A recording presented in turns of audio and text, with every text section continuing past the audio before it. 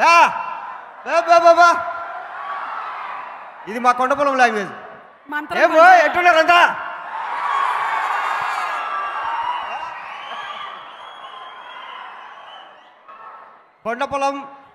కొండపొలం అంటే చాలా మంది డౌట్ అడిగారు. కొండపొలం అంటే పొలంలో కొండ ఉంటుందా లేదంటే కొండ మీద పొలం ఉంటుందా అని.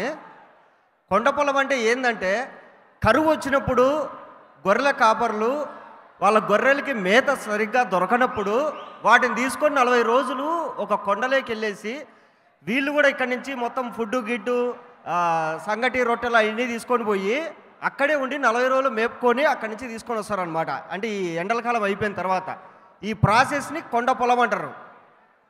డౌట్ క్లారిఫై అయిపోయిందా?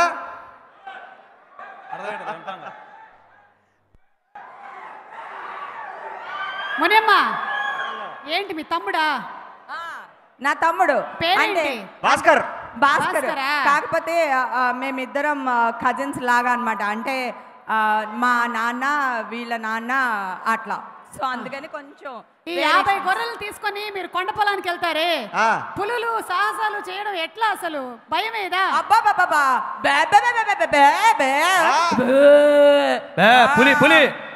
నాకు అర్థమైంది, ఈ వీడిని చూస్తేనే పులి పారిపోతుంది అని.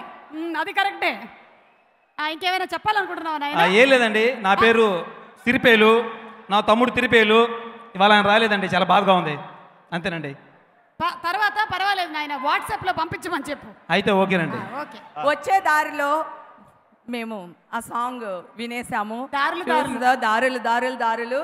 బా ఎంత అసలు కీరవాణి గాని ఎంత పొగిడినా అసలు పొగుడుతూనే ఉండాలనిపిస్తుంది. అలాగే లిరిక్స్ రాసిన వాళ్ళు కూడా అసలు అద్భుతం అన్నమాట. వాళ్ళందరికీ పాదాభివందనాలు చేయాలి. ఎంత బాగున్నాయో సాంగ్స్ అసలు. భాస్కర్, సంవత్సరం కింద అంటే ఒక కష్టం తర్వాత ఒక మంచి జరుగుతుంది. అంటే ఎంతో కష్టపడిన తర్వాత దేవుడు వచ్చి వరం ఇస్తాడు అన్నట్లు.